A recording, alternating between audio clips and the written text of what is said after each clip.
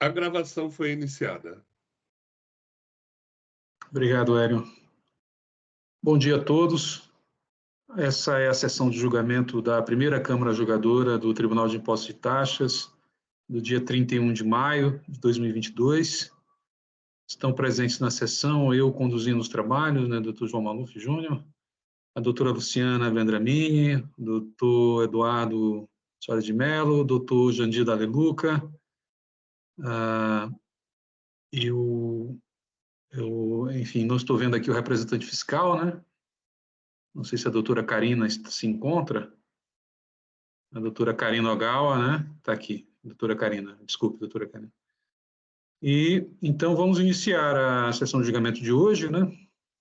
Pedir aos colegas que se dirijam ao primeiro processo. Nós não teremos sustentação oral, então vamos seguir a pauta eletrônica. É o processo de Sierra Brasil. Comércio de alimentos, bebidas, importação e exportação Eireli, AIN 4141-240. Relatoria do Dr. Jandir. Eu, então, passo a palavra para o Dr. Jandir. Quando quiser, Dr. Jandir, fique à vontade.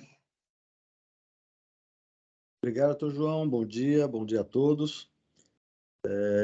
O voto já está lançado no sistema, e se eu me permitir, eu vou passar a leitura.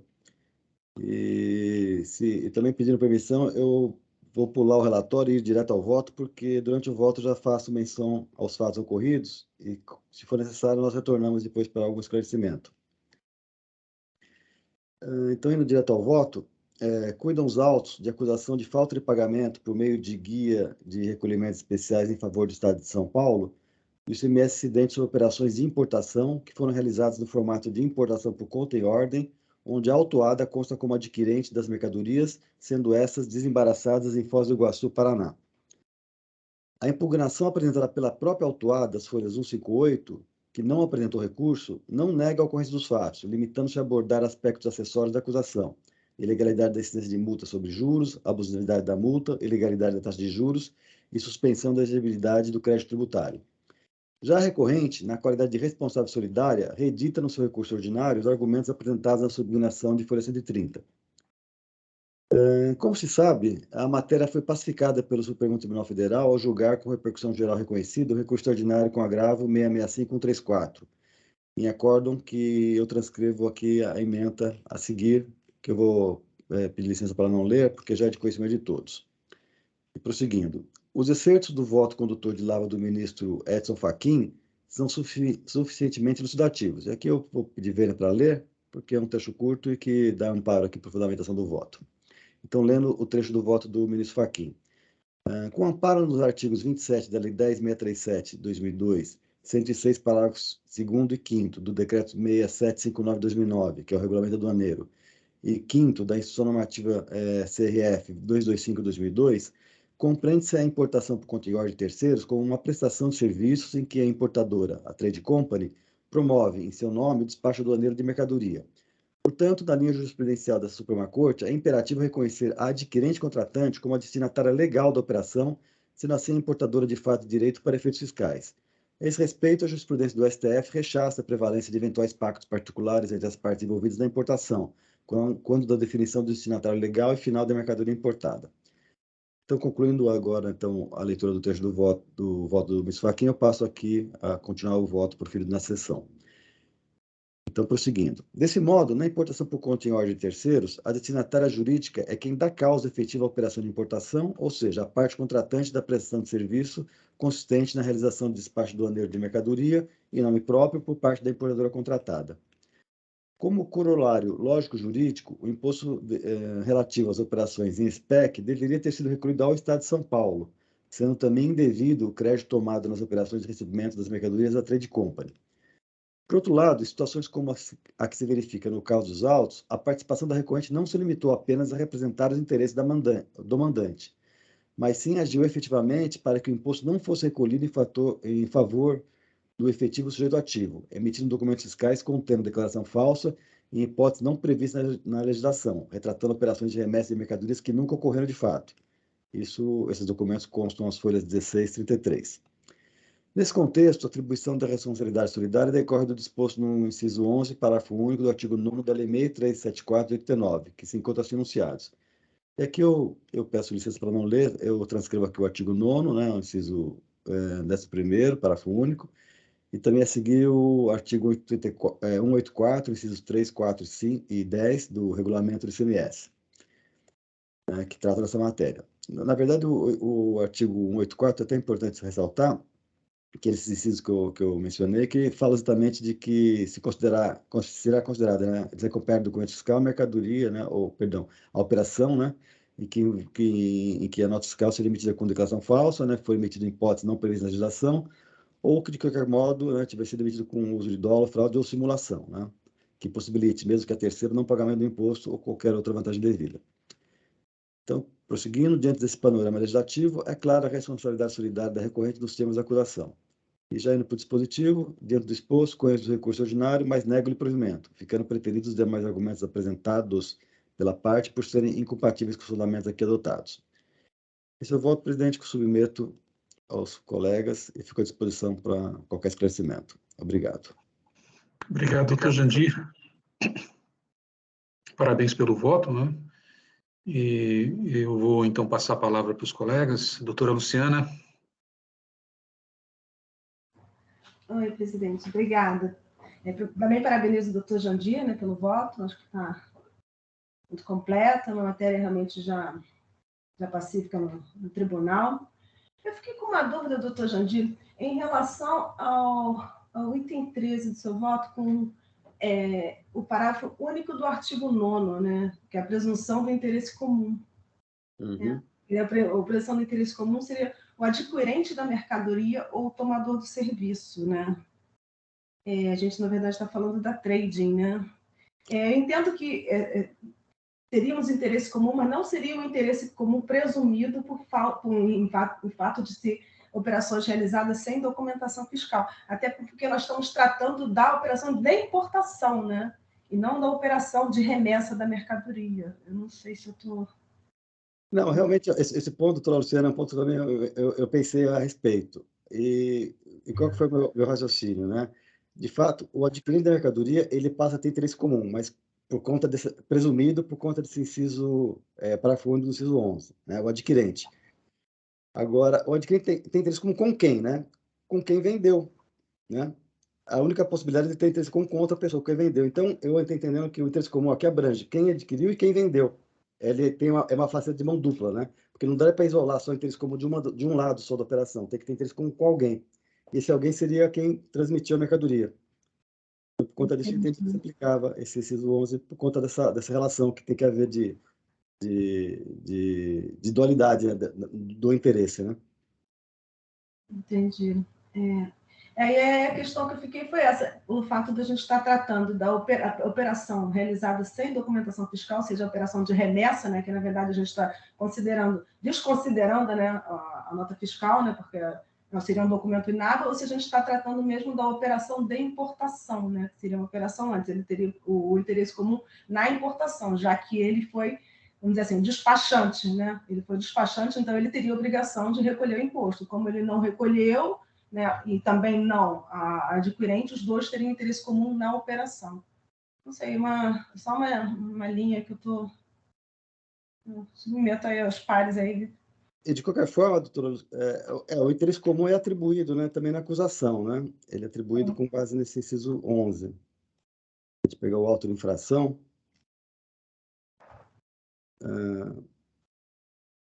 ele menciona aqui algum ponto.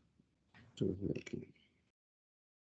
Um ponto interessante que eu vi também é que na manifestação fiscal, né, acho que está na folha 182, o próprio fiscal atuante ele diz que a trade não apresentou sequer o contrato de prestação de serviços, né? Nós não conhecemos as cláusulas, né? Então, na verdade, trataria mesmo de uma simulação, né? Então, ele tem essa, acho que está no item 3 da folha 182. Então, também é um ponto que me chamou a atenção. Eu não tenho dúvidas em relação à solidariedade. Eu entendo realmente que a trade é solidária. A minha dúvida ficou mesmo Aonde encaixar, né? Aonde encaixar. Exato, eu entendo que talvez o inciso 11, por si só, seja suficiente. Eu entendo talvez que o parágrafo único não seja necessário, porque não é uma presunção, a gente tem um nexo causal, né, entre o ato e as partes, já que a trading participou efetivamente da operação, né? Então, eu entendo que eu acho que não precisaria, não seria um interesse presumido, que eu não precisaria demonstrar esse vínculo. O vínculo a gente já está demonstrado nos autos em relação à trade e a adquirente. Mas eu submeto aí a discussão, senhor. Presidente. Pois não, doutor Eduardo. Eu todo respeito ao entendimento dos meus pares, eu penso de forma distinta em relação à responsabilidade, né, o que seria a responsabilidade solidária da trade, e como bem colocado pela doutora Luciana, né, e acho que o doutor Jandir há de concordar, não existe, né, parece que não existe essa documentação, contrato, prestação de serviço. Então, se possível, eu gostaria de pedir vista, né, porque eu penso de forma distinta, a não ser que realmente essa documentação falte, e aí eu poderia acompanhar, mas considerando as particularidades do caso concreto, até para não entrar em contradição. Mas aí devolvendo o processo muito rapidamente. Perfeito, sem problemas, com certeza, né? Não sei se é claro, eu penso de forma distinta, mas se houver particularidade, isso que é que eu quero também olhar, eu as consideraria, as relevaria, para daí, então, eventualmente concordar com o relator, mas não entrar em contradição com o posicionamento que eu tenho firmado. Que é uma análise a respeito da responsabilidade da trading company, né? Exatamente, é isso. Malu, eu poderia pedir vista conjunta? Perfeito. Então tá. Eu ia um pouco mais de detalhe. Eu ia fazer um comentário, mas, enfim, dadas as vistas, está de bom tamanho. Eu vou, então, pedir aos colegas que, então, se tiverem alguma, doutor Jandir, alguma objeção, alguma questão a colocar, se não, eu vou encerrar esse processo. O doutor Jandir já registrou o voto? Eu não tenho objeção nenhuma, não. Até eu acho importante, quanto mais argumentos e debates, eu acho que cresce o julgamento e aprimora, né, o nosso entendimento. Só um segundinho que eu estou terminando de registrar aqui o voto.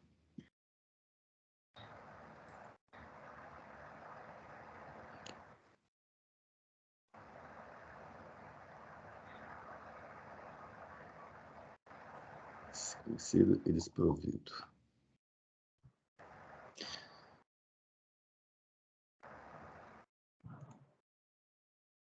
Pronto, registro concluído, presidente. Os colegas já podem, então, pedir vista?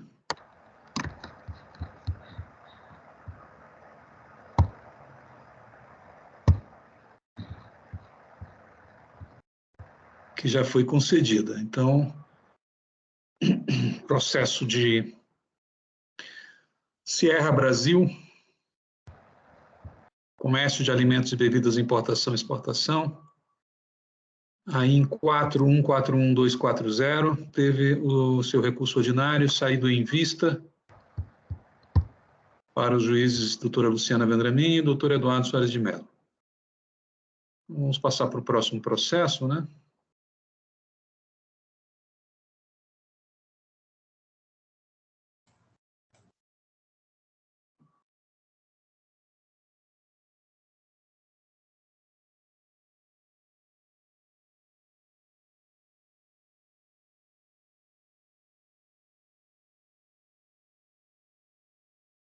É o processo de Sorocaba Refrescos, aí em 4141758. Doutor Eduardo.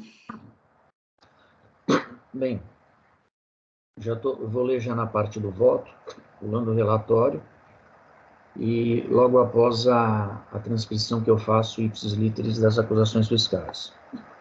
Então, após a transcrição das duas acusações, digo eu. As acusações fiscais dizem respeito, portanto, ao creditamento indevido de ICMS, no período de março a dezembro de 2020, em decorrência da escrituração de notas que não correspondem à entrada de mercadorias utilizadas pelo estabelecimento da recorrente. Item 1.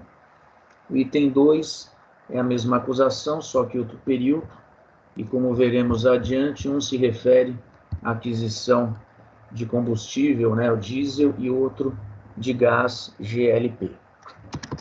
Então, a recorrente apresentou defesa, teve recurso ordinário, contrarrazões.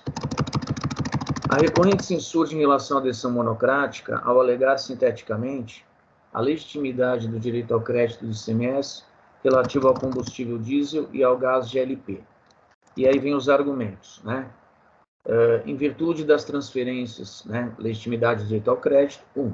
Em virtude das transferências de mercadorias da matriz para a filial, seu estabelecimento, tendo em vista a necessidade de utilização de empilhadeiras consumidoras do gás GLP para o armazenamento de bebidas a serem comercializadas para clientes, assim como de seus veículos consumidores de combustível diesel para a entrega física das mercadorias nos clientes. 2.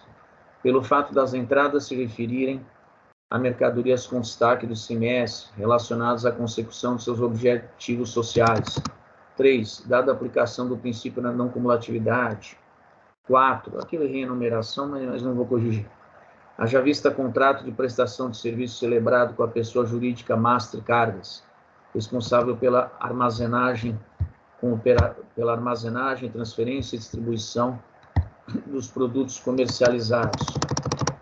Tendo em vista a adição da normativa CAT 01/2001, e que exige que os combustíveis sejam usados em veículos máquinas próprias em operações tributadas, sem imposição atinente à demonstração de relação entre a aquisição dos combustíveis e seu consumo na atividade dos contribuintes para acreditamento de imposto, e em consonância com o entendimento do TIT e do STJ. Em suma, sustenta o direito ao crédito do ICMS, porquanto, entre outros, as mercadorias adquiridas seriam insumos para a sua atividade, utilização na transferência de bebidas internamente, empilhadeiras, né, consumindo gás GLP, e os veículos consumindo o diesel. Em que pese a argumentação da recorrente, depende do relatório circunstanciado a constatação, em diligência realizada no estabelecimento do autuado, né, filial, que o mesmo for aberto dentro da pessoa jurídica master. Igualmente consta do processo a juntada de contrato de prestação de serviço, em que a aludida transportadora se compromete à armazenagem com operação mecânica, sem picking, transferência e distribuição dos produtos comercializados pela matriz contratante. No entanto, a recorrente, e aí eu vou ser um pouco repetitivo, vou sempre mencionar, né, recordar que a recorrente é estabelecimento filial. No entanto, a recorrente, ouvida circunstância juridicamente relevante para o caso em comento, e que diz respeito à existência de dispositivo avançado entre as referidas partes contratantes, estabelecimento matriz e master, e que permite à master a utilização dos veículos do contribuinte Sorocaba Refrescos mediante locação.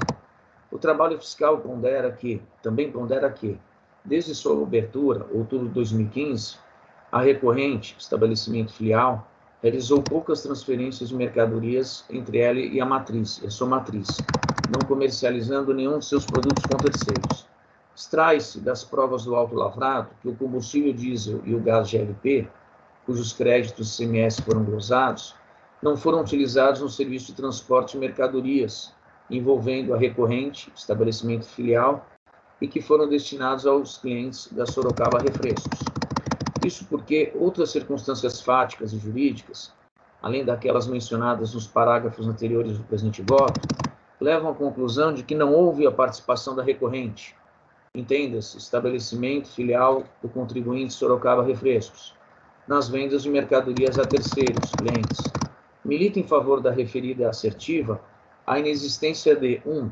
Notas fiscais de transferência de mercadorias da matriz para a filial, estabelecimento autuado, e 2. Das ulteriores notas fiscais de vendas da filial para os clientes, terceiros.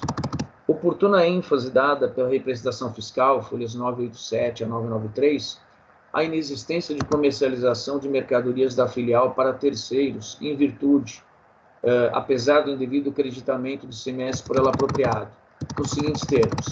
E aí eu acho interessante, também porque não é longo, reproduzir as palavras da representação fiscal. Abre aspas. A origem dos créditos é decorrente dos combustíveis utilizados no grande volume de mercadorias que são comercializadas pela matriz, ou seja, as mercadorias circulam fisicamente na rodovia Raposo Tavares, quilômetro 104, para a rodovia Valdomiro Corrêa de Camargo, quilômetro 59, onde é feito o remanejamento para outros caminhões e posterior distribuição aos clientes. Melhor dizendo, são nessas operações entre a matriz, a prestadora de serviço de transporte Mastercargas e diversos clientes da matriz, que ocorre o consumo de diesel e gás GLP. A filial autuada não participa do processo, mas erroneamente se acredita. Fecha aspas. Digo eu. Registre-se que a glosa dos créditos do imposto estadual decorreu da armazenagem e entrega das mercadorias realizadas pela Master e comercializadas pela matriz, o que significa dizer que a recorrente, que é a filial, sofre as relatadas cobranças por não ter participado da atividade comercial. Como bem observado pela decisão recorrida, item 19 do deciso, as folhas 9 e 9,6, a volumosa quantidade de combustível, a priori, adquirida pela recorrente, estabelecimento filial, foi utilizada, na realidade, pelo estabelecimento matriz, por ela própria ou pela Master, aí abre aspas, reproduzindo parte do julgado monocrático. Até porque o contrato prevê a alocação de veículos à contratada, tendo havido poucas transferências entre os estabelecimentos, além da reduzida distância entre eles, incompatível com a elevada quantidade de combustível. Fecha aspas. Digo eu. Anote-se que o gás GLP foi igualmente utilizado pela Master na realização de atividade envolvendo empilhadeiras das mercadorias no remanejamento e na distribuição das mercadorias. E aí, claro, eu estou repetindo um pouco o que eu disse, em operação mercantil praticada pelo estabelecimento matriz da Sorocaba Refrescos. Dito de outra forma, a recorrente não recebe as mercadorias e as vendeu em seu nome.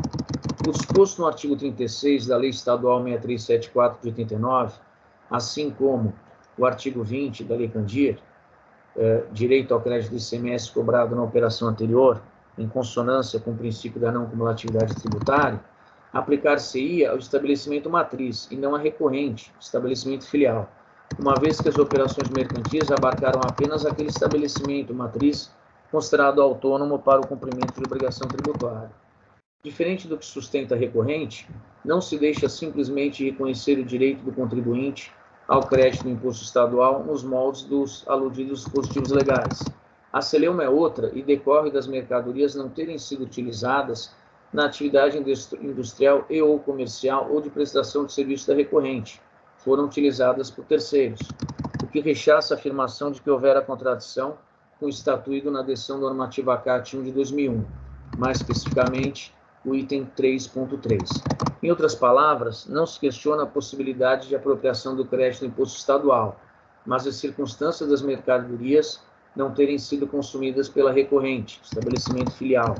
A particularidade do caso concreto, portanto, afasta a consideração dos julgados trazidos ao processo pela recorrente, decisões deste egrégio tribunal e do STJ, por se tratar de situações fáticas distintas. Em face do exposto, conheço e nego o provimento ao recurso ordinário, mantendo o auto de infração lavrado em virtude da subsistência das acusações fiscais nele contidas. É assim como voto, presidente. Então, acho que ficou claro, tem vários elementos de prova que comprovam, que não teve participação da filial, e esses elementos factuais, e que são objeto, entre outros, de diligência em loco do trabalho fiscal, que verificou que lá existe, na verdade, a transportadora, que a distância entre a matriz e a filial, que é o estabelecimento autuado, e aí a distância é mais ou menos de 30 quilômetros, e que não condiz com um volume absurdo de combustível que seria por ela utilizado, entre outros elementos que eu trago no voto, para mim são suficientes para mostrar que não é possível a subsunção, ou seja, o caso concreto, ele não se amolda à legislação que, segundo a autuada, deveria ter sido respeitada. Então, por essa razão, eu entendo que as acusações fiscais, elas são legítimas, elas são procedentes. Perfeito. Obrigado, doutor Eduardo. Esse não é um caso novo, essa questão aí Sorocaba Refrescos, eu já participei de julgamento, né, desse caso, né, e, de fato,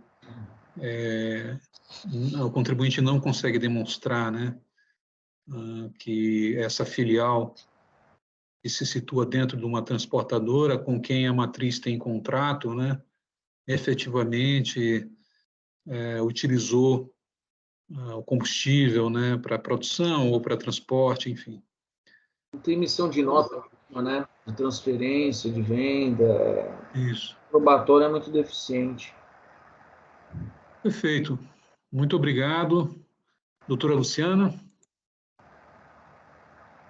Obrigada, presidente. Vocês me veem? Eu acho que eu estou com problema no vídeo, não estou conseguindo ativar. Tudo bem. Mas, de qualquer forma, assim, eu parabenizo o doutor Eduardo, tá? Eu acompanho integralmente, eu acho que está muito bem colocado, eu acho que ele foi muito detalhista no seu voto. Realmente, a mercadoria foi utilizada por terceiros, não é que se falar em crédito. Então, eu acompanho integralmente o voto do doutor Eduardo. Perfeito. Obrigado, doutor Jandir. Pois não, doutor João. Eu parabenizo o doutor Eduardo pelo voto, né? E como bem destacou, né?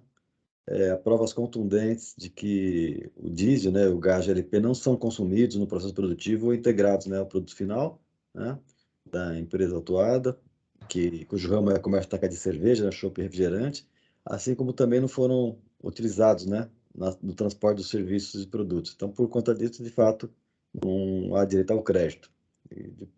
Assim, eu acompanho integralmente o voto do doutor Eduardo. Obrigado. Obrigado, doutor Jandir. Então, nós temos uma unanimidade aqui, né, praticamente, né? Eu vou indagar a representação fiscal, se tem alguma observação. Senhor presidente, nada a acrescentar. Perfeito. Então, eu acho que temos condições de encerrar os debates, né? O doutor Eduardo já registrou o voto? Já, está registrado. Perfeito. Então, eu vou encerrar os debates e pedir aos colegas que façam a sua presença.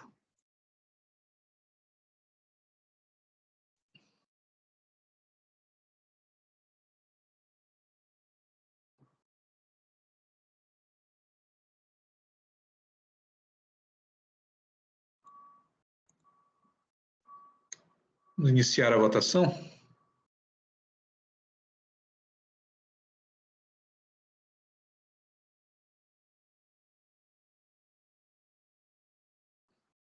A votação realizada, o processo de Sorocaba Refrescos S.A., AIN 4141758, teve o julgamento do seu recurso ordinário conhecido integralmente e não provido em decisão unânime.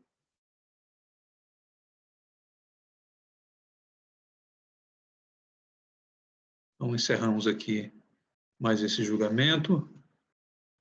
Essa foi a pauta rápida, né, sem sustentação oral, no dia de hoje. E nosso último processo, né? Então, eu vou agradecer a presença dos colegas. Eu vou pedir aos colegas que, depois que a gente encerre a gravação, que fiquem 5 minutinhos, né? E vou pedir, então, ao Hélio, né, que podemos, então, encerrar aqui o julgamento de hoje. Esse foi o julgamento da primeira Câmara Julgadora do Tribunal de Impostos e Taxas, do dia 31 de maio de 2022. Muito obrigado, vamos ficando por aqui. Doutor Hélio, se puder encerrar.